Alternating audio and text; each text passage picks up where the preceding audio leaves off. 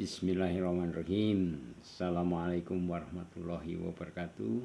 Kita lanjut dari materi yang tadi untuk lebih lanjut menelusuri komponen-komponen semiotika, dalam hal ini relasinya dengan mitologi. Dan tadi sudah ada sampai pada sentuhan tentang atau persinggungan gaya bahasa pemaknaan denotatif dan konotatif, ya. Jadi kalau komunikasi itu selalu tentu menggunakan bahasa, ya. Bahasa mempunyai unsur lambang atau kode atau isyarat dan sebagainya untuk dimaknai. Nah, makna itu tadi ada sistemnya, ada denotasi dan konotasi.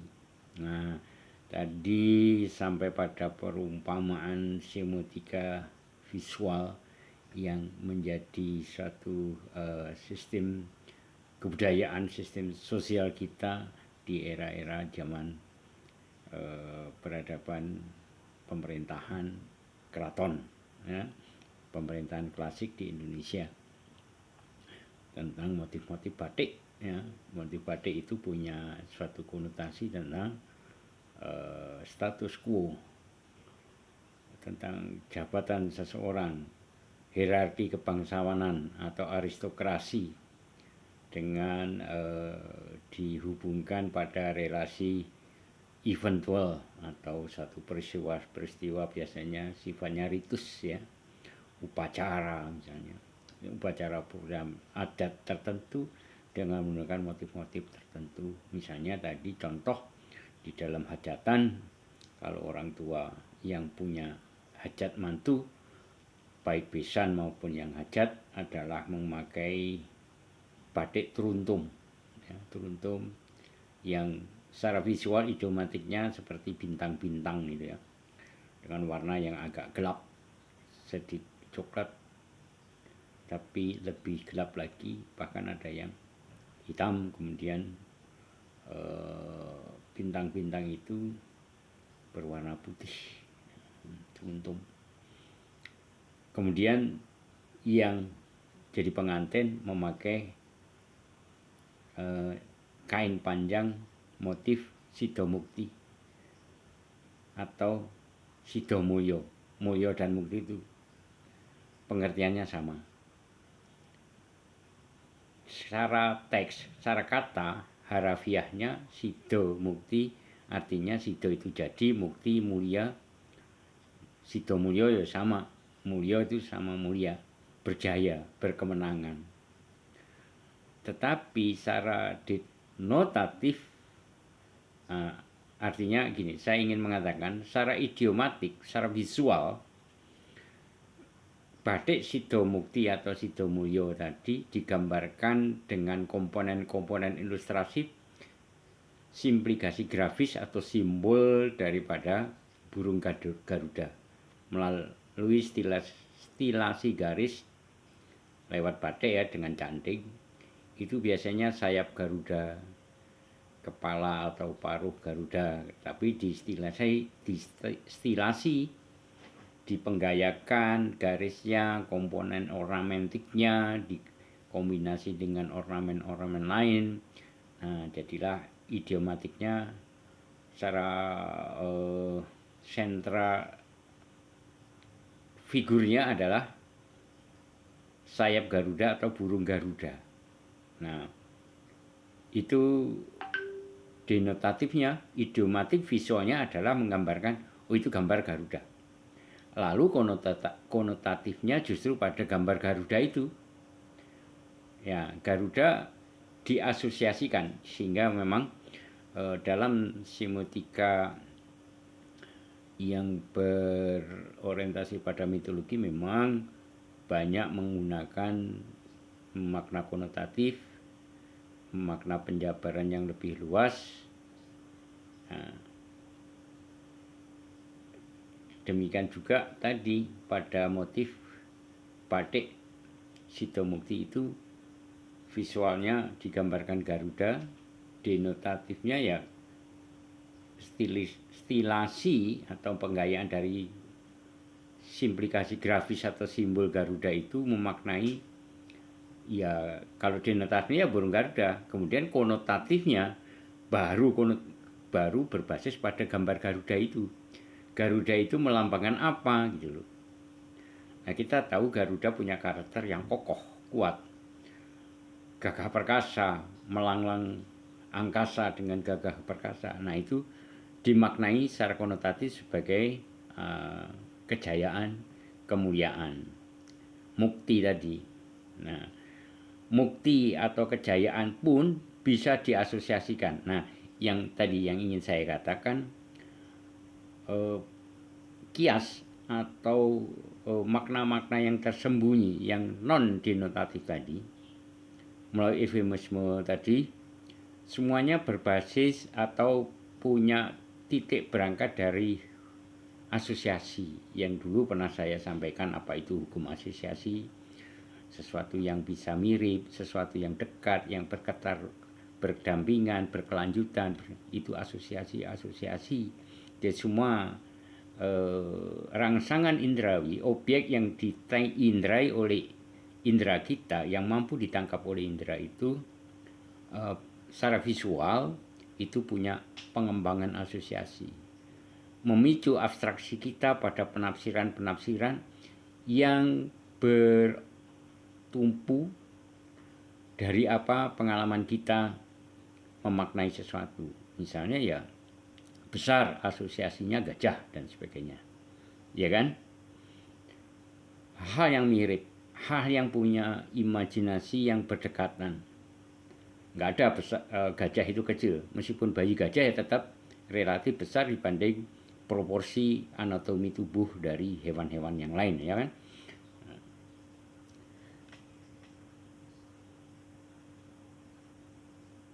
Beringin kira-kira sebagai asosiasi untuk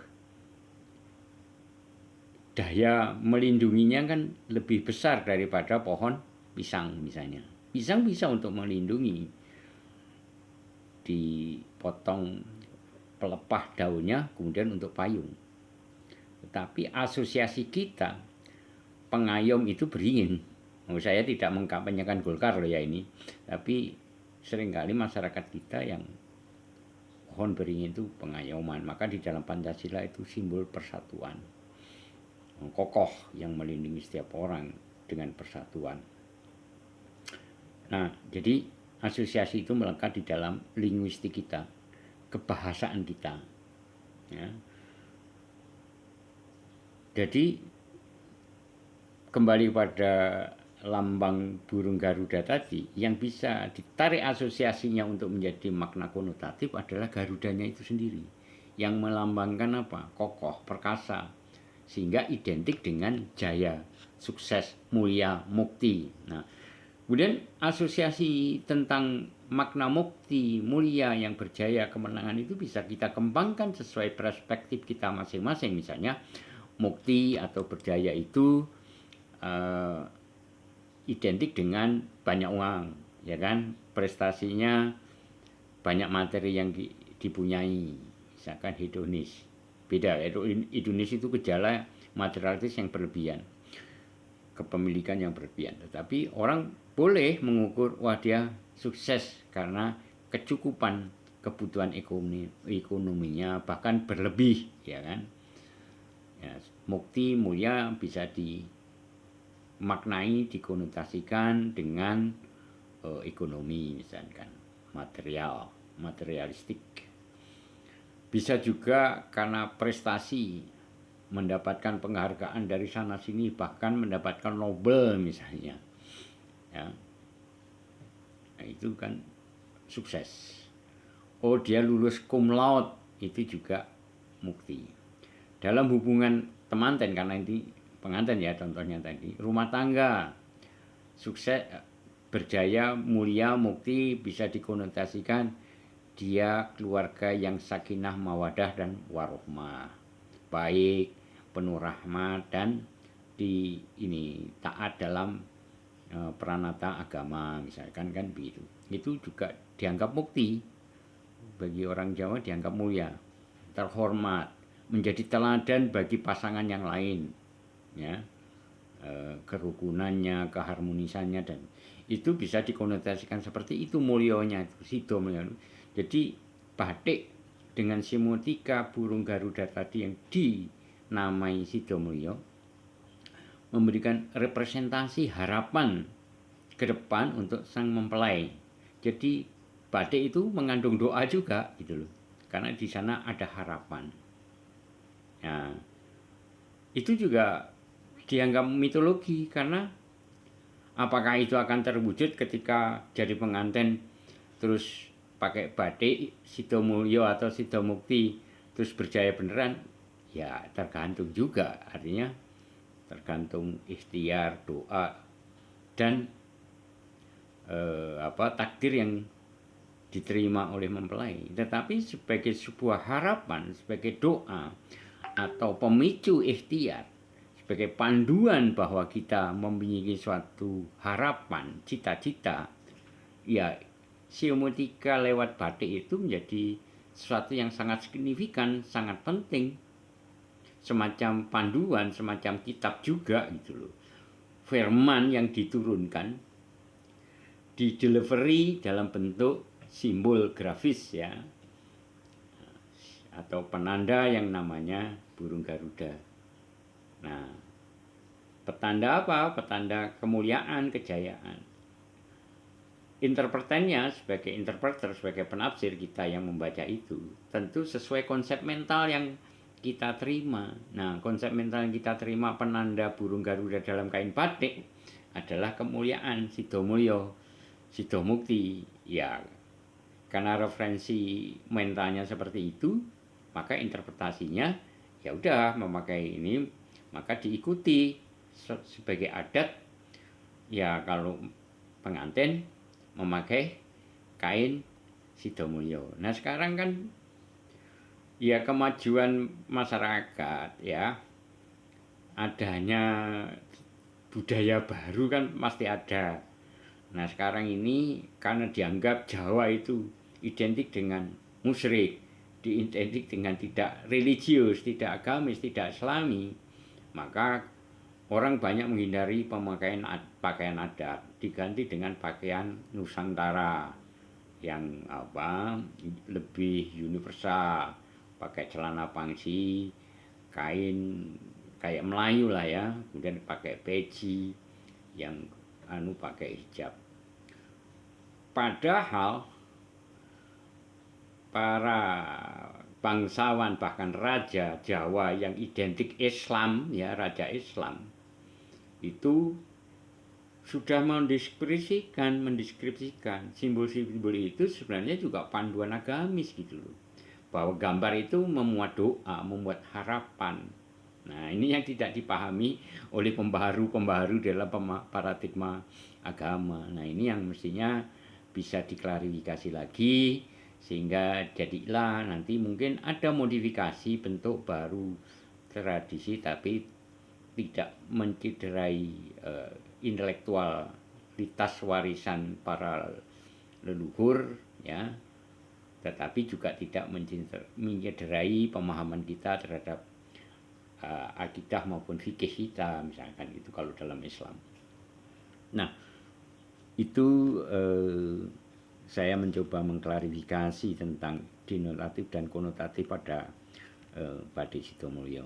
Jadi kalau denotatifnya, visualnya, idiomatiknya, gambar penandanya gambar Garuda. Garuda harafiahnya kan kokoh perkasa. Nah, konotasinya mulia tadi, kejayaan tadi. Kejayaan dikembangkan asosiasinya ya bermacam-macam.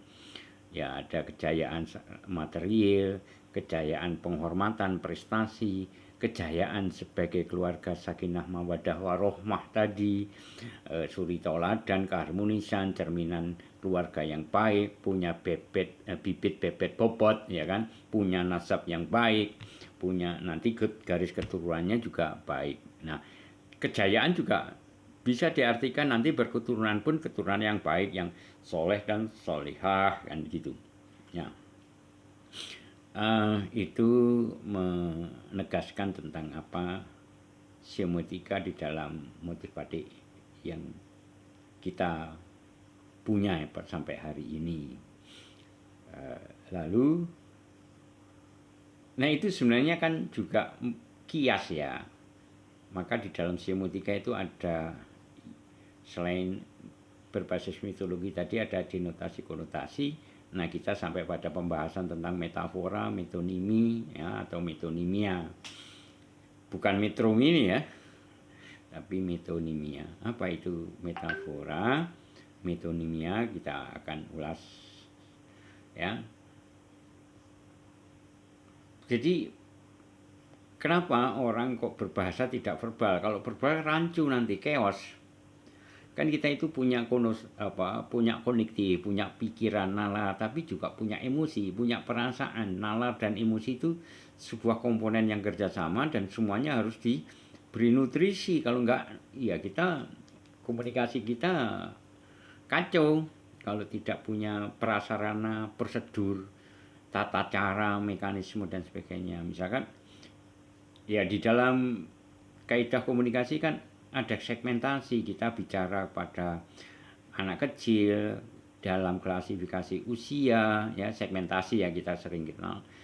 Usia, jabatan, kelas sosial ekonomi, status sosialnya dan sebagainya, wilayah geografisnya. Nah, itu semua akan membangun namanya psikografis, sikap mental di dalam memaknai lambang. Nah, sehingga dalam komunikasi, bahkan Rasul pun dipandu oleh Allah untuk berkomunikasi dengan tata cara yang baik. Tidak bisa general. Orang pemahaman seseorang kan tidak sama. Ada yang gradual, ada yang bergradasi, ada yang langsung cerdas. Nah itu mengkomunikasikan nilai-nilai terbaik pun dalam ini agama, dogma agama, doktrin agama juga mesti memahami itu. Jangan kemudian menjustifikasi atau mengeneralisir. Kalau benar-benar malah kacau. Makanya orang Jawa pinter memakai eufemisme, penghalusan, pakai perumpamaan, pakai metafora. Dan itu siapa yang ngajari kita bermetafora? Allah. Coba lihat kitab suci Al-Quran kalau orang Muslim. Semuanya itu penuh kias, penuh metafora. Dan kias itulah salah satu prosedur memahami Al-Quran, memahami hadis, memahami kebenaran. Ada metafora, kalau bahasa Islam namanya kias. Tetapi saya juga belum menelusuri lebih jauh apakah kias di dalam pemahaman metodologi pemaknaan di dalam Islam itu sama, yaitu perumpamaan atau, dan ini merupakan gaya bahasa sebenarnya, majas. Majas itu cara menggunakan elemen bahasa untuk menggulirkan komunikasi sehingga pemaknaannya pun menjadi lebih clear, lebih jelas, lebih efektif dan efisien. Nah, gaya bahasa. Nah, majas banyak digunakan dalam puisi misalkan. Puisi selalu menggunakan metafora, perumpamaan. Perumpamaan itu memaknai sesuatu dengan membandingkan sesuatu yang lain. Hampir ya, basisnya asosiasi juga. Ya. Ada pada prinsip kesamaan, perbandingan, seperti matematika, apa yang disebut ekuivalensi. Ya. Nah, kalau secara teoretik ada namanya sintakmatis. Ya. Sintakmatis itu susunan kalimat, struktur bahasa yang membangunkan atau mendirikan sebuah pernyataan yang konstruktif. Ada juga relasi sintakmatik, tadi yang sintakmatik, yang ada juga relasi yang sifatnya paradigmatik yang banyak menggunakan asosiasi. Jadi ada yang namanya inprasensia itu paradigmatik, kalau paradigmatik insensia itu sifatnya sebuah kerangka untuk memaknai. Kalau sintakmatik itu konstruksi untuk memberikan suatu pernyataan. Ya. Soalnya pemahamannya nanti mirip-mirip denotatif konotatif ya. Kalau misalkan tadi saya lapar maka saya makan ya. Kalau pemaknanya ada itu paradigma absensianya, saya makan itu bukan karena lapar, tapi saya menunjukkan bahwa saya punya uang. Nah, kan beda ya. Nah,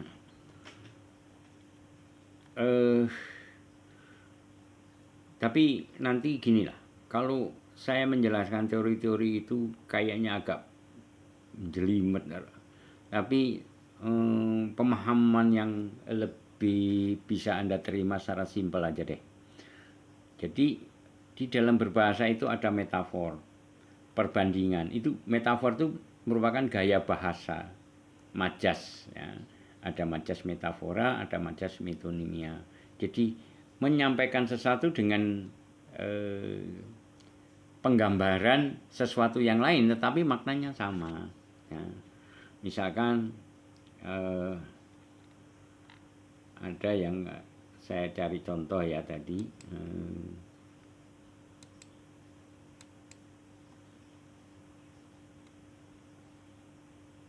ini misalkan Anda, ini contoh dari Pak Fauzi,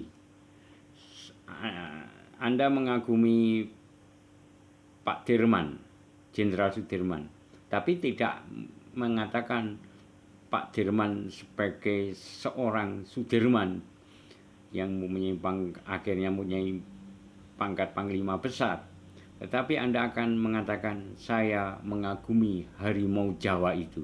Karena Pak Dirman kan lahir dan sampai tutup usia itu kan orang Jawa. Tetapi karakternya yang kokoh, yang punya komitmen dan tanggung jawab mempertahankan bangsa ini, negara ini terhadap penjajahan, maka beliau seringkali disebut sebagai harimau Jawa.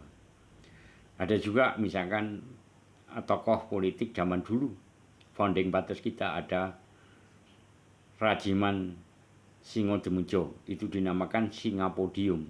Kan beliau itu bukan singa, tetapi disebut Singapodium karena beliau ahli pidato, ya kan, ahli pidato, sehingga pidatonya selalu menggelegar.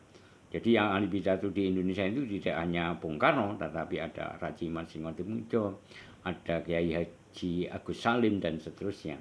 Mereka lah singa-singa podium yang menggetarkan pihak dunia untuk Indonesia bisa lebih ditengok, dihormati dan sebagainya. Nah, itu perumpamaan, metafora. Tadi ada eufemisme, penghalusan, menyembunyikan bahasa yang sebenarnya tapi diperhalus. Nah, ya, jadi diperhalus. Misalkan ada eufemisme, misalkan orang itu, bapak itu pemarah. Anda nggak mungkin sebagai orang yang punya adab, karena Anda lebih muda, tidak langsung mengatakan bapak itu pemarah, bapak itu tua marah, bapak itu tabiatnya buruk, enggak. Tapi Anda bisa menggunakan eufemisme, misalnya bapak itu kalau wayang, tokoh wayang itu bapak itu Prabu Baladewa. Nah, padahal orang tahu bahwa Baladewa itu suka gampang marah. Sebagaimana di dalam sejarah Islam itu seperti barangkali, bukan saya terus menisbatkan, tetapi barangkali seperti watak karakternya Umar bin Khattab radhiyallahu anhu ya, sahabat Nabi yang dulu pernah mau membunuh Nabi dengan pedangnya, tetapi akhirnya oleh karisma dan kewibawaan Rasul Shallallahu Alaihi Wasallam, pedang itu tangannya bergetar, pedang jatuh terkulai, dan ketika pulang mendengarkan adik ipar atau apanya itu membacakan Al-Quran, beliau kemudian terharu dan akhirnya masuk Islam. Ya, nah, kembali pada eufemisme tadi. Anda mungkin, wah Pak Puguh marah, tapi Anda kan sungkan kan, wah Pak Puguh jelek tabiatnya, pemarah lagi kan. Mungkin Anda dengan eufemisme penghalusannya, wah kalau ibarat tokoh wayang Pak Puguh itu kayak Prabu Bolodewo, Raja Madura, Raja Mandura. Karena watak orang Madura itu rata-rata temperamental, suka marah tapi juga suka damai, suka bersaudara juga erat, ya. Jiwanya satria. Nah, seperti itu misalnya. Tapi kalau Anda memetaforakan, misalkan Anda benci saya, wah Pak Puguh itu ini kayak Burisrawa, kayak Dursasana misalnya. Yaitu eufemisme yang buruk, karena tokoh yang Anda sebut tadi tokoh antagonis, tokoh yang tidak berjiwa bagus. Nah, itu jadi masalah juga. Itu bukan eufemisme, tapi ya eufemisme yang negasi. Seperti tadi Majapahit, wayang klitik kan subur di era transisi ya, Majapahit ke Islam. Nah, menggambarkan Minak Jinggo sebagaimana wajahnya seperti babi hutan. Itu stigmatik ya, pola-pola stigmatis yang digarap oleh pro Majapahit, mungkin para empu, para seniman, para pujangga, budayawan di era itu, untuk mengafirmasi, mengagungkan, mengkokohkan tentang Majapahit. Mungkin itu by order oleh penguasa misalkan, tapi juga ada kesadaran yang pro Majapahit dan memang juga benci atau hater terhadap Minak Jinggo yang memberontak atas persatuan Majapahitnya. Nah, digambarkan karena dia musuh duri dalam daging yang tidak mau tunduk pada pemerintahan Majapahit, ya disebut digambarkan wayangnya seperti yang saya jelaskan tadi. Nah, apakah ini bisa dilaksanakan di era modern? Bisa, tapi ya kadang-kadang itu menjadi malah buruk karena akan memperuncing suatu dikotomi antara pemerintah dan yang oposan misalkan. Dialektika tetap sebenarnya harus dipelihara, tetapi ya harus dengan prosedur konstruksi bahasa yang baik ya, idiom bahasa yang baik. Nah, sekarang ini kan ada dekadensi, berita-berita hoax, caci maki berseluncuran kemana-mana. Padahal kalau memakai eufemisme ya lebih, ya mungkin itu buruk, tapi kan lebih tidak masif, tidak tekstural gitu ya, tidak masif. Nah, itu tentang contoh-contoh metafor misalkan ya, kalau dalam peribahasa kan ada peribahasa, sama peribahasa itu juga menggunakan berkomunikasi dengan kalimat yang maknanya tidak langsung dipahami, tapi bersayap atau bersembunyi. Lewat kata-kata, rangkaian kata itu punya makna tertentu tidak sesuai dengan sekali dayung 2-3 pulau terlampaui. Secara rasional kan nggak mungkin sekali dayung 3 pulau terlampaui. Itu makanya itu kias, itu perumpamaan. Artinya kita kerja tangkas, kerja cerdas, efektif ya, dengan satu sistem kerja yang efisien, maka hasilnya maksimal gitu kan. Artinya kan itu bukan terus mendayung kita mencapai 3 pulau kan, enggak ada ya. Mendayungnya pakai apa itu? Nah, kalau ilmunya sakti para wali ya mungkin bisa itu kan, tapi kalau orang biasa kan enggak mungkin. Maka itu peribahasa, kias, perumpamaan ya.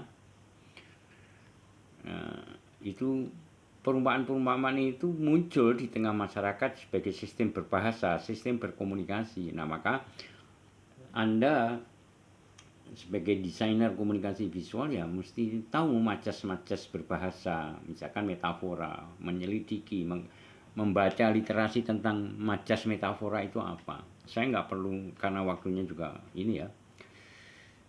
Saya kasih clue-cluenya aja. Metafora itu majas, gaya bahasa dengan memperumpamakan, membandingkan satu dengan unsur yang lain. Misalkan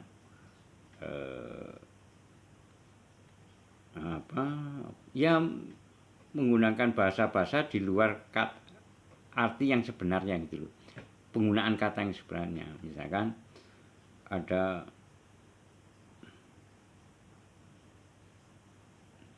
metafor yang dalam peribahasa tadi sudah ya.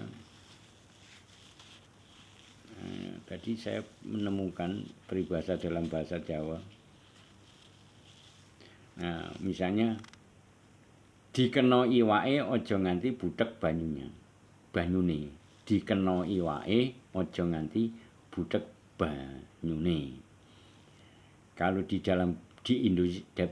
bahasa Indonesia kan didapat ikannya tapi jangan sampai keruh airnya.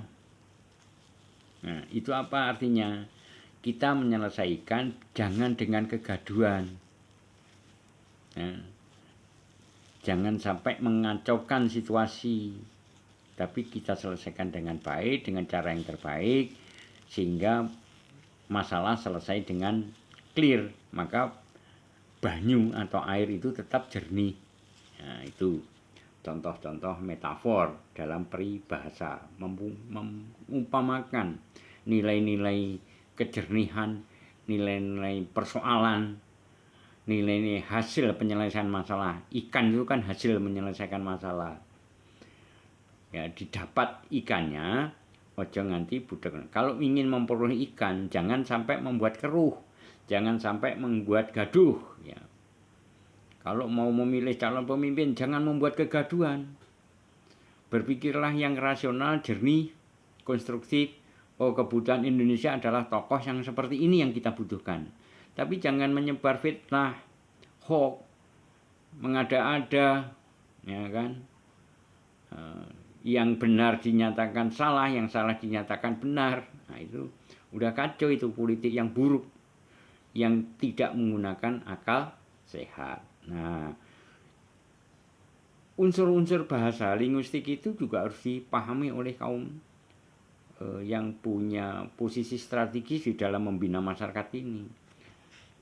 Ya kan, jangan ngawur, jadi intelektual malah tidak berpikir sehat gitu ya. Nah, ya misalnya saya marah di kelas itu juga salah ya, saya akui itu ibarat dikena iwake ojo nganti buduknya, ojo nganti budek banyunya, itu gagal saya.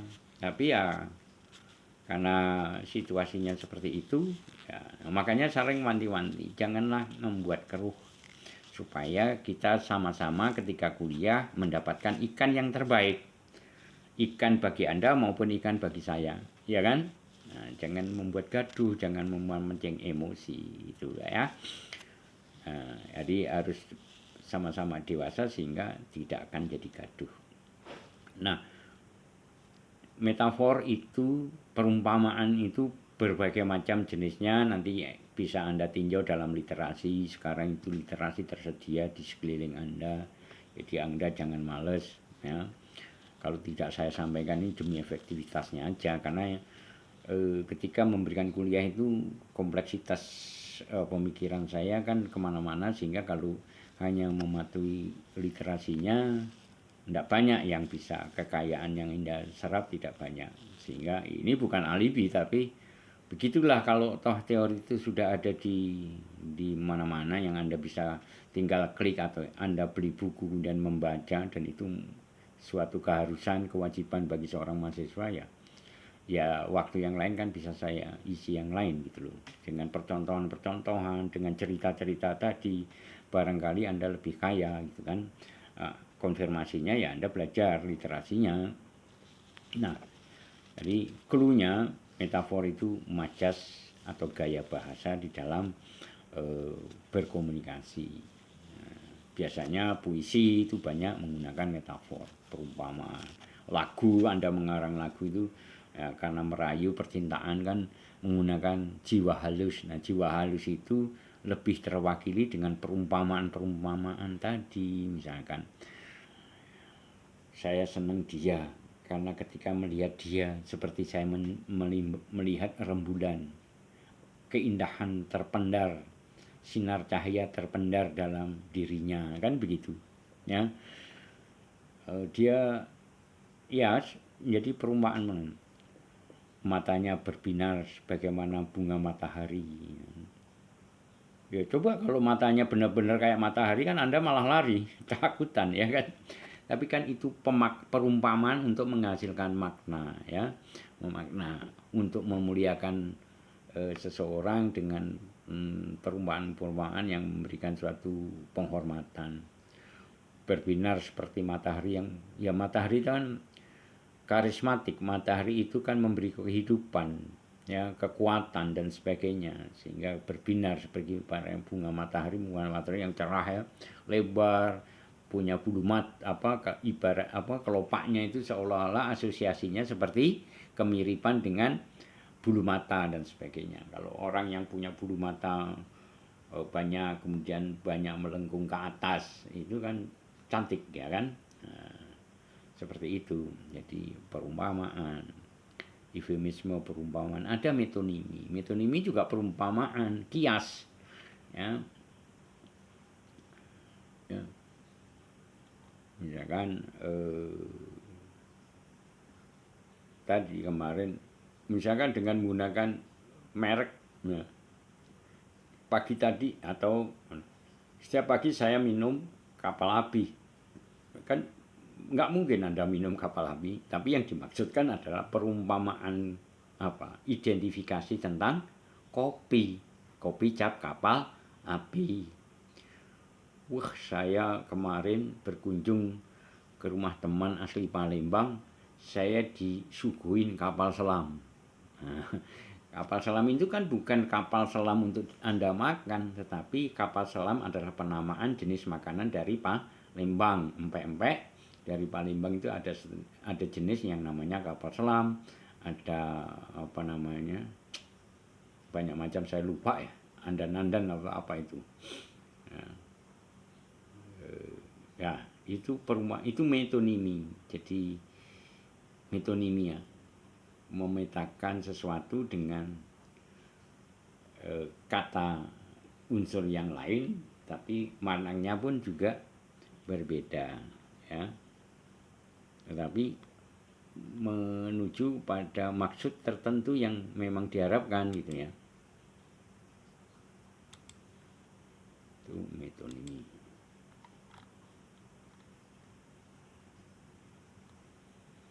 Contoh metonimi juga banyak ya. Oh, dia sangat kutu buku. Nah, orang itu kan bukan kutu, tapi dianggap kutu buku karena dia rajin membaca, ya, gitu loh. Ya, kutu itu kan bisa merayap pada buku-buku, artinya yang berdekatan dengan buku. Ya, asosiasinya orang yang senang membaca, yang dekat dengan buku, maka dia dianggap kutu, tapi kutu buku. Ya. Banyak contoh metonimi ya. Hati-hati, ada bus kota lewat gitu kan. Padahal itu seorang dosen yang badannya besar misalkan. Ya karena badannya besar, asosiasi Anda kayak bis kota gitu kan. Itu anekdot ya, salah satu yang lucu sebagai ungkapan. Nah, itu metonimi. Anda bisa lebih kaji lagi, lebih mendalami lagi. Ada juga apa yang namanya retorika. Nah, itu juga berdekatan dengan persoalan mengumpamakan. Retorika itu sebenarnya ahli menyusun kata-kata, menyusun kalimat supaya mampu dengan mudah mempengaruhi orang atas kata-kata Anda. Itu cara bekerjanya, beroperasionalnya komunikasi lewat bahasa. Dan juga banyak menggunakan makna mana konotatif, menggunakan eufemisme, menggunakan metafora. Retorika itu kemampuan orang berbicara di tengah khalayak ramai, berpidato dan sebagainya, menyusun kata-kata yang mampu mempengaruhi orang lain. Ya, biasanya para lawyer, seperti Anda lihat di film-film Amerika itu, kalau pengadilannya kan pembela dan ini diberi hak penuh untuk bicara, untuk menguraikan pendapatnya, mempengaruhi para juri yang menentukan seorang terdakwa itu akhirnya bersalah atau tidak, ya kan? Nah, mereka harus pandai berretorika, bermain kata-kata, menyusunan kalimat yang kelihatannya logis, tetapi belum tentu itu benar.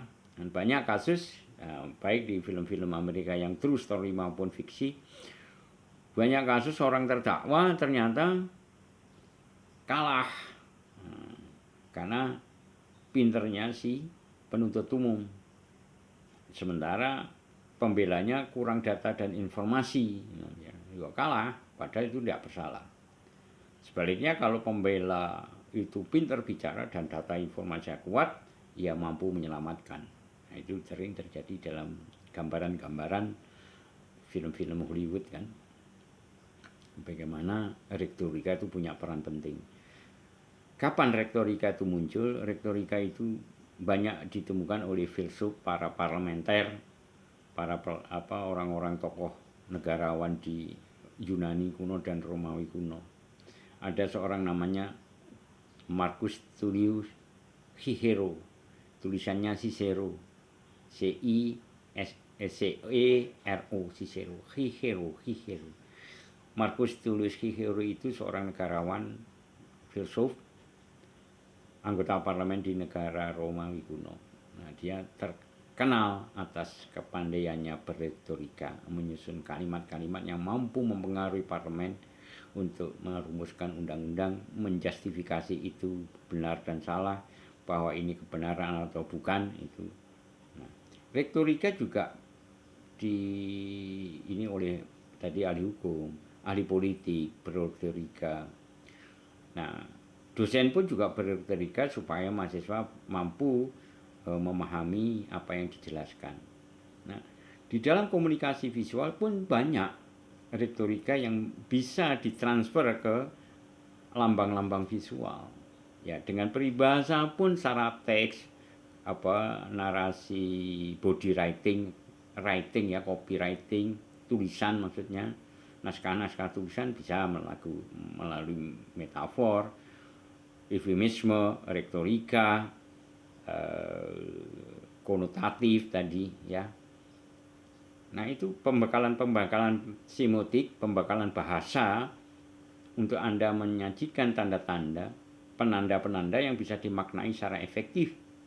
Nah, itu pekerjaan orang desain komunikasi visual juga itu. Maka pekerjaan orang desain komunikasi visual harus memperluas idiom, memperkaya idiom, perumpamaan-perumpamaan. Misalkan berkali-kali saya contoh yang paling mudah, kalau kita ingin memberikan suatu interpretasi atau interpretan tentang perdamaian, apa idiom visualnya misalnya kan gitu.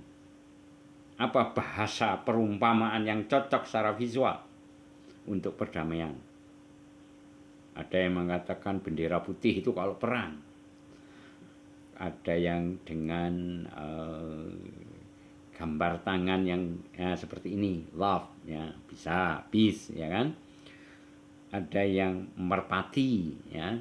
Merpati itu secara klasikal memang dari dulu sudah banyak dipahami sebagai lambang perdamaian. Atau logonya Mercy itu love and peace itu dulu ya. Ada genre musik rock itu kalau nggak salah Genesis apa ya, lambangnya seperti itu, saya lupa. Nah, itu tahun-tahun 60-70 kan. Nah, jadi banyak simbol-simbol yang menggunakan unsur-unsur bahasa tadi dengan gaya bahasa dan sebagainya, tataran-tataran prosedur berbahasa yang dijadikan idiom. Maka orang desain komunikasi visual harus banyak asosiasi visual, mampu mengkaitkan berbagai hal itu dengan banyak hal, ya. Sehingga imajinasi Anda, abstraksi Anda mampu memberikan perbendaharaan idiomatik, unsur-unsur kebahasaan sebagai konsep untuk menciptakan lambang atau tanda, ya, itu menggunakan semiotika untuk memperkaya semiotika Anda dengan mengembangkan asosiasi. Asosiasi itu dikembangkan oleh abstraksi imajinasi Anda ketika menanggapi apa-apa yang Anda indrai. Nah, referensinya ya banyak pengetahuan, ilmu pengetahuan, pengalaman, dan seterusnya. Kalau Anda tidak punya konsep mental tentang sesuatu, ya asosiasinya juga lemah. Maka harus kreatif.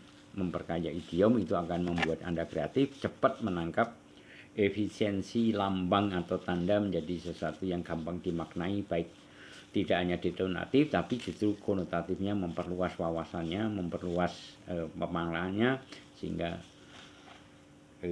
komunikasi berlangsung secara menarik, mempesona, atraktif, ya, penuh dengan nilai estetik, indah, ya, artistik, ya, ya, karena Anda kaya abstraksi, kaya imajinasi, kaya asosiasi, ya.